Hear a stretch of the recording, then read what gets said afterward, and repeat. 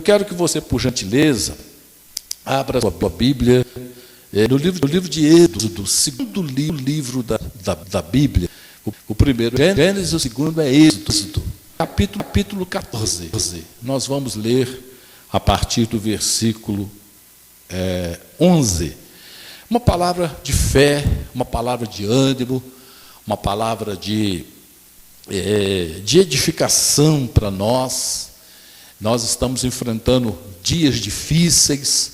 Você olha para um lado, olha para o outro, né? E vê coisas assim desalentadoras, mas nós temos que olhar para cima, irmãos, porque é do alto que vem toda boa dádiva e que vem todo dom perfeito, né? Então, se nós às vezes olharmos para as circunstâncias, nós vamos ficar tristes, nós vamos ficar deprimidos, mas se nós levantarmos os nossos olhos e olharmos para o Senhor, o Espírito de Deus vai nos dar ânimo, vai nos dar força, vai nos dar graça. Amém, meus irmãos? Êxodo capítulo 14, versículo 11 em diante. Vamos fazer essa leitura, preste atenção. E disseram a Moisés: não havia sepulcros no Egito para nos tirar de lá, para que morramos nesse deserto? Por que nos fizeste isto, fazendo-nos sair do Egito? Não é esta a palavra que te falamos no Egito, dizendo: deixa-nos que sirvamos aos egípcios? Pois que melhor nos fora servir aos egípcios do que morrermos no deserto. Moisés, porém, disse ao povo: não temais, estai quietos e vede o livramento do Senhor que hoje vos fará, porque aos egípcios que hoje vistes, nunca mais os tornareis a ver. O Senhor pelejará por vós e vós vos calareis. Então disse o Senhor a Moisés: por que clamas a mim? Dize aos filhos de Israel que marchem. Dize aos filhos de Israel que marchem. Amém, meus irmãos? Olha só, o povo de Israel tinha ficado escravo no Egito por mais de 400 anos. E eles lamentavam, reclamavam, clamavam a Deus por livramento, pedindo que Deus os livrasse, que Deus os tirasse daquela prisão, daquela escravidão. E Faraó, o rei do Egito, era um rei cruel, né? Matava, oprimia, fazia as pessoas produzirem tijolos, né? E depois começou antes ele fornecia palha e uma série de coisas para que os judeus fabricassem os seus tijolos. Depois eles começaram a oprimir e eles pararam de fornecer a palha e queriam que os judeus produzissem a mesma quantidade de tijolos, né? Inclusive os arqueólogos têm feito escavações lá no Antigo Egito e têm descoberto isso aí. Até determinadas camadas encontravam tijolos com palhas. Dali para cima encontravam tijolos sem palhas, né? Por conta desse mal que eles trouxeram, essa opressão que eles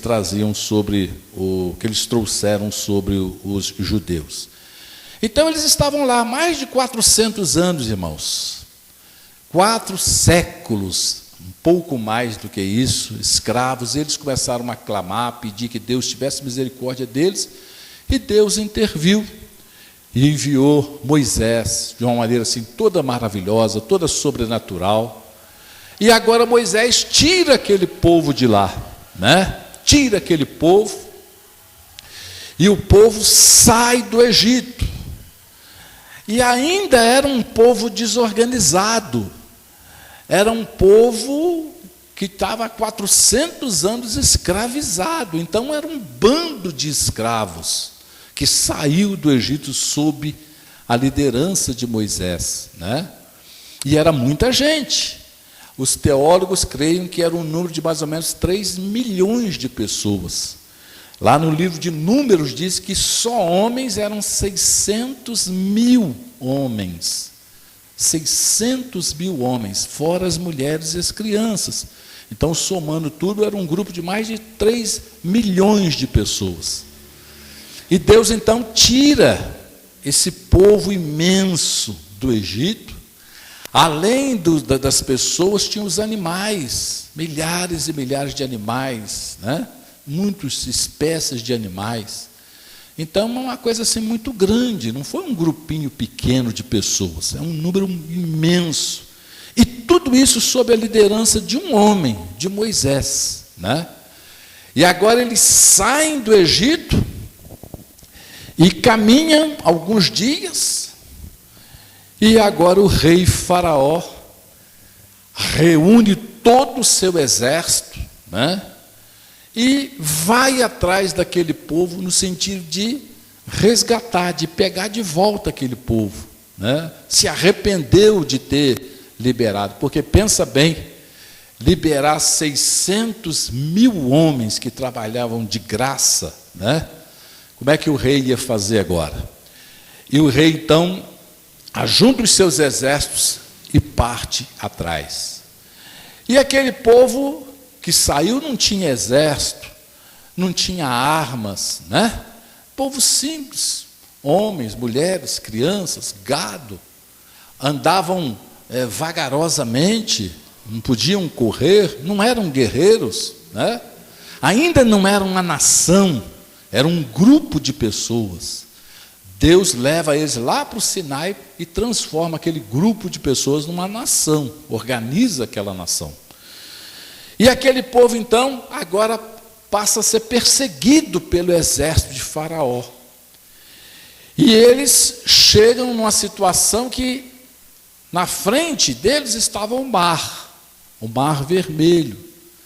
Dos lados, montanhas, e atrás a notícia é que vinha o exército de Faraó. E aí o povo entrou em desespero, né? É como nós hoje, irmãos. As notícias que nós recebemos não são boas, são as piores, né? Os números que nos são fornecidos são terríveis. Isso, aquilo outro. É isso aí que estava acontecendo com o povo. Sempre tem o sistema de informação e as pessoas conseguiam informar, o exército de Faraó está chegando. E o povo, então, ficou enlouquecido. E eles foram em quem?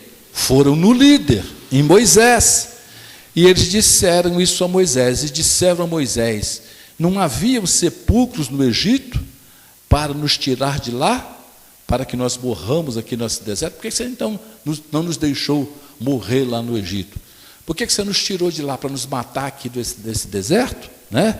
E eles continuam a murmurar, por que nos fizeste isto, fazendo-nos sair do Egito? Puxa vida, estavam 400 anos debaixo de escravidão, debaixo de opressão, e agora estavam murmurando contra Moisés, dizendo, por que nos fizeste isso? Nos tiraste do Egito? Olha só o que eles dizem aqui, não é esta palavra que falamos no Egito, dizendo, deixa-nos que sirvamos aos egípcios, pois que melhor nos fora servir aos egípcios do que morrermos no deserto. Então, pensa bem, a pressão que eles estavam fazendo sobre o Moisés. Ser líder, irmãos, não é fácil, né? A pessoa é oprimida de todos os lados. Tudo que fala está errado, tudo que faz está errado. E olha bem, Deus estava usando Moisés para tirar o povo do Egito.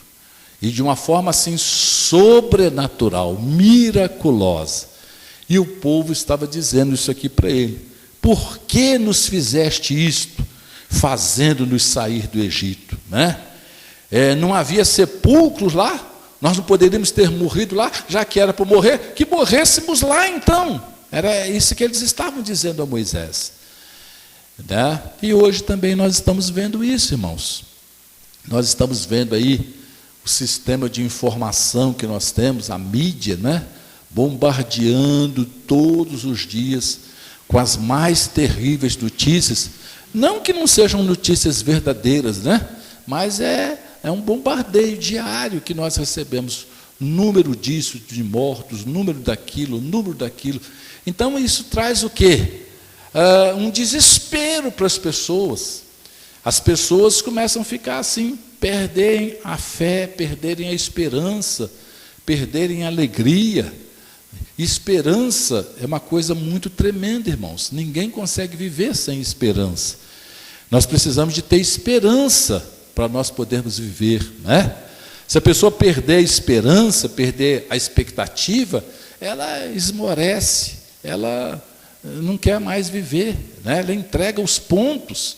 E, infelizmente, isso tem acontecido aos milhares, com muitas e muitas pessoas. E talvez esteja acontecendo na sua família, na sua casa, com um familiar seu, com um parente seu, com um vizinho, com um conhecido. Então, por isso que a igreja hoje precisa ser porta-voz, precisa ser ministro de Deus, para abençoar as pessoas. As pessoas, mais do que nunca, estão precisando de alguém que se levante com uma palavra de fé, com uma palavra de esperança, com uma palavra de graça, com uma palavra de edificação, né?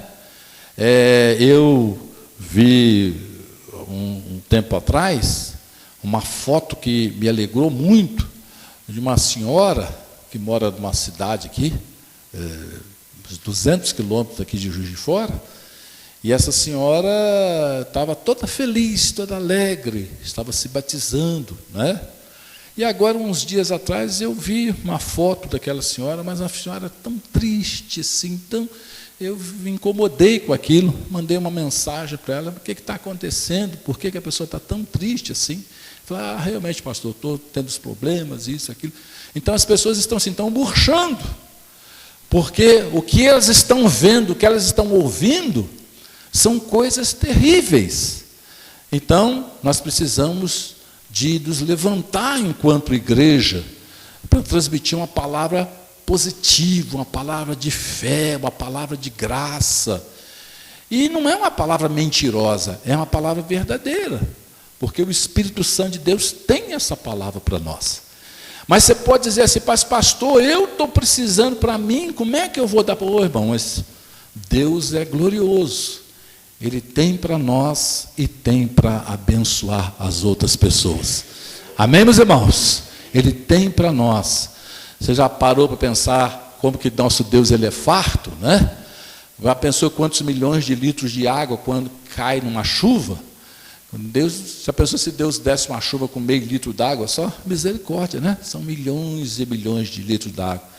Quando uma planta, uma árvore frutífera, ela carrega, ela dá centenas, dezenas, né? E alimenta tantas e tantas pessoas. Então a graça de Deus é sempre abundante. A graça de Deus ela é sempre abundante. Então você pode ficar tranquilo, meu querido. Não vai faltar para você, não. Antes, pelo contrário, se você se colocar como porta-voz, se você se colocar como canal, aí é que não vai faltar a graça de Deus para você. Que a primeira ela vai abençoar você, passar por você para chegar até as demais pessoas. Então se levante, se coloque no seu lugar, se coloque como canal de bênção, e aí você vai usufruir mais e mais da graça de Deus. O povo estava dizendo essas palavras, pressionando o líder, mas olha só quais foram as palavras de Moisés, quais foram as palavras do líder. Moisés também estava vendo aquela circunstância, vivendo aquela circunstância, mas ele não estava olhando para aquelas circunstâncias, ele estava olhando para o Senhor, ele estava olhando para o Deus que o tinha orientado. Então olha só quais foram as palavras de Moisés. Moisés, porém, disse ao povo: não temais, estai quietos e vede o livramento do Senhor, que hoje vos fará. Porque aos egípcios que hoje vistes, nunca mais os tornareis a ver.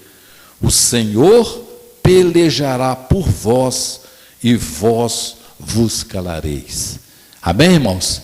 Então, olha só, o povo murmurando, pressionando, mas o líder, ele estava olhando para o Senhor. Então, ele teve uma palavra profética, ele teve uma palavra de profecia, né? Já pensou se Moisés também fosse olhar para as circunstâncias? Se Moisés também fosse se amedrontar com o exército de Faraó? Se Moisés também fosse se desesperar com o mar que estava na frente, né?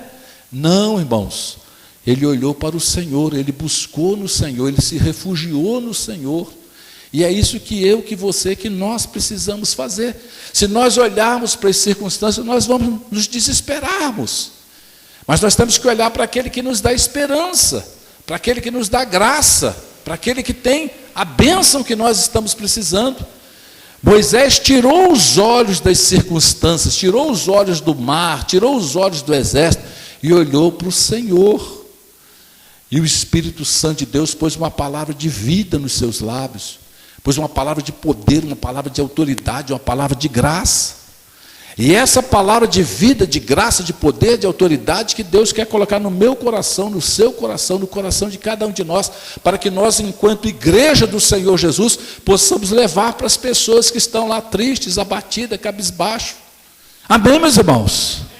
Moisés falou isso aqui, ó. Moisés, porém, interessante esse porém, né? Enquanto o povo estava falando em morte, nós vamos morrer, porque o exército, porque Faraó, Moisés, porém,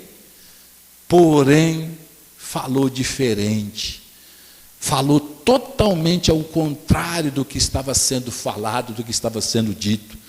Moisés, porém, disse ao povo: não temais, estais quieto, cala a boca, fica quieto, para de falar bobagem, fecha a boca, vede o livramento que o Senhor hoje vos fará, porque esses egípcios que vocês estão vendo, vocês nunca mais tornarão a vê-los. O Senhor pelejará por vós e vós vos calareis. Deus vai calar a boca de vocês. É isso que Moisés estava falando. Amém, meus irmãos? Então, olha só, se o cristão olhar para as circunstâncias, ele também esmorece. Mas se ele olhar para o autor e o consumador da nossa fé, se ele olhar para as sagradas escrituras, se ele dobrar o seu joelho, se ele clamar ao Senhor, se ele jejuar, se ele buscar a direção de Deus, Deus vai colocar outra revelação no nosso coração, outra visão nos nossos olhos, outras palavras nos nossos lábios. Você, ao invés de ficar falando em morte, em tristeza, em desgraça, em perdição, você vai falar em vida, em salvação, em libertação, em milagre, em curas, em maravilhas. Amém, meus irmãos? Amém, meus irmãos? Você crê nisso? Você crê nisso em nome de Jesus, irmão? Amém, irmãos? Olha a diferença entre o povo e Moisés. Moisés, porém, tinha uma palavra profética. E, logicamente, eles foram orar a Deus, foram orar, e aí o que Deus falou? Então disse o Senhor a Moisés: por que clamas a mim?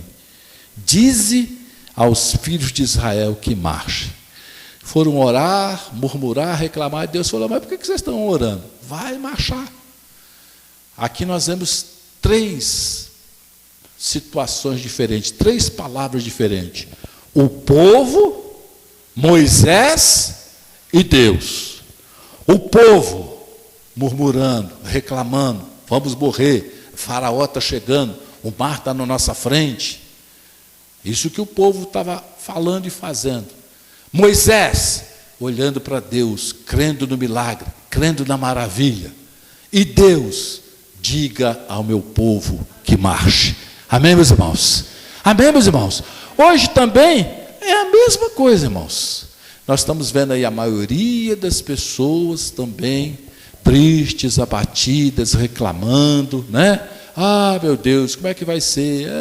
faleceu o meu vizinho, meu parente, meu Deus, quando vai ser a minha vez? Vai ser essa semana, semana que vem, e tal. Então as pessoas continuam também murmurando hoje.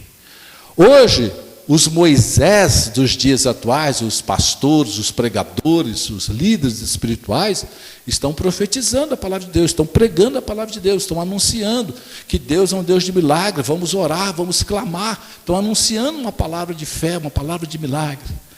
Amém? E Deus, o que é que Deus está falando para nós hoje, irmãos? Está dizendo a mesma palavra: diga ao meu povo que marche. Amém, irmãos? Deus está falando assim para mim, para você, para nós, meu querido, meu filho, meu amado. Não murmura não, não reclama não se entristece não. Marche.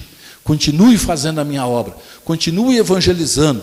Continue ganhando almas. Continue orando. Continue expulsando demônios. Continue fazendo a obra de Deus. Continue caminhando. Continue combatendo o bom combate da fé. Ontem eu mandei para os irmãos uma mensagem linda, maravilhosa, né?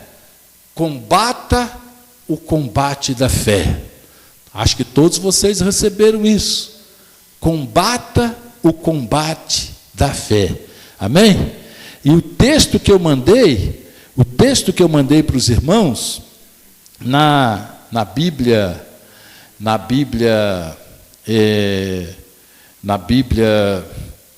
Transformadora, na Bíblia Transformadora, tem uma mensagem maravilhosa, né? Tem uma mensagem aqui maravilhosa, não sei se eu anotei, na Bíblia Transformadora, tem uma mensagem maravilhosa, que diz assim, na Bíblia Transformadora, o texto que eu mandei é em Hebreus, capítulo 10, do versículo 35 a 39. Vou ler o que está escrito na Bíblia Transformadora. Portanto, não abram mão da sua firme confiança.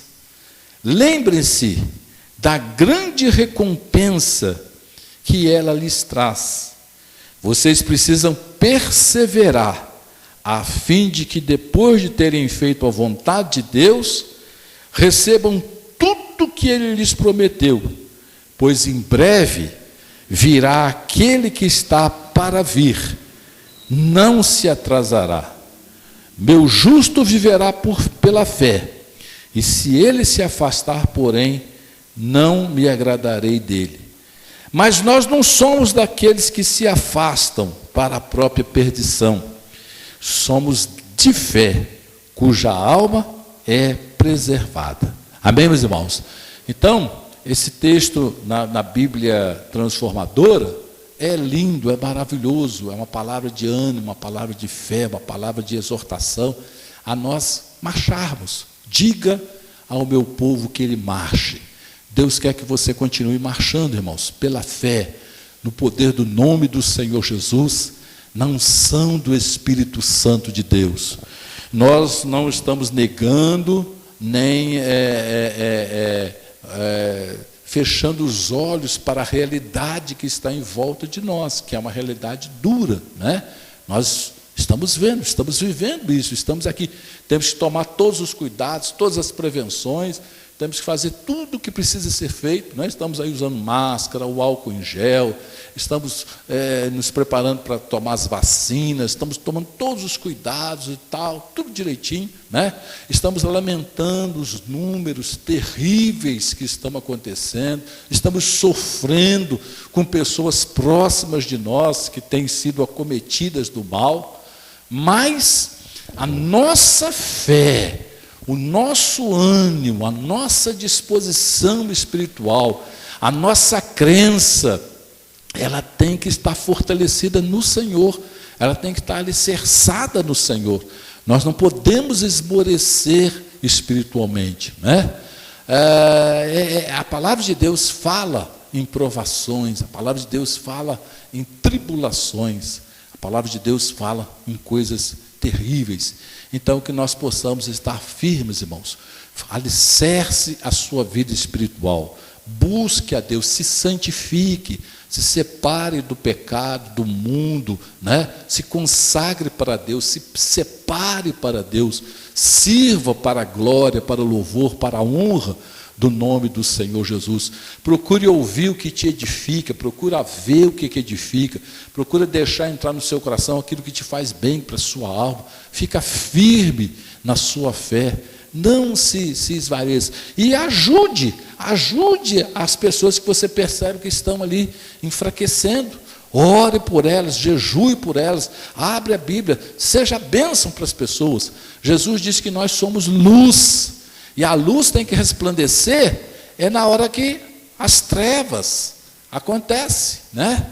Acaba a energia elétrica, fica tudo escuro, as pessoas saem correndo procurando uma vela, né? Procurando uma vela, tá certo? Hoje usa-se lâmpadas de emergência, né? Não usa mais vela, mas tem muita gente que ainda usa vela, tá certo? Quando a luz está aí acesa, despreza a vela. A luz da vela é muito pouquinha, mas quando acaba a energia elétrica, as pessoas saem correndo atrás de uma vela, acender uma vela. E como que a luzinha da vela é importante, é forte, ilumina e é uma bênção, me ajuda bastante, né? Então, meu querido, seja pelo menos uma vela para a glória do nome do Senhor Jesus. Uma luz, por menor que seja, num ambiente escuro, ela faz muita, mas muita diferença. Amém, meu amado irmão? Que Deus te abençoe, que Deus te fortaleça e que você seja canal de bênção, que você possa se colocar na brecha, você possa se colocar na presença do Senhor, que você possa receber, se encher e compartilhar com outras pessoas, né? Em nome do Senhor Jesus. Amém, meus irmãos? Amém, meus irmãos? Os céus não estão em crise, os céus continuam os céus de milagres e de maravilha. Vamos nos colocar de pé, em nome do Senhor Jesus. Nosso Deus vai fortalecer, vai agraciar, vai abençoar, em nome do Senhor Jesus. Aleluia, graças a Deus. Põe a mão aí sobre o seu coração. Talvez você está ouvindo essa palavra, essa mensagem, e você mesmo está se sentindo assim, enfraquecido, está se sentindo assim, abatido, triste, mas o Espírito de Deus quer te renovar nessa noite. Hoje é noite de renovação, é noite de graça, é noite de poder, é noite de virtude. Nós oramos a Deus pedindo que essa seja uma noite de renovação espiritual. Põe a mão no seu coração que nós vamos orar por você.